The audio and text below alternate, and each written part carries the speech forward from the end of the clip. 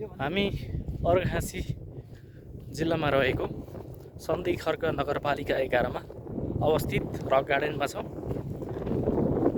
आज आइतबारको दिन पनि छुट्टी रहेको हुनाले हामी रक गार्डनमा छौँ।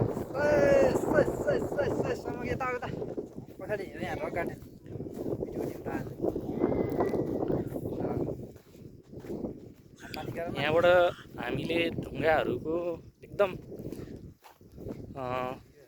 तपाईको यो वनस्पतिहरू उम्रेको जस्तो अवस्थामा ढुङ्गा उम्रेको देख्न सकिन्छ। पछाडि देख्न सक्नुहुनेछ।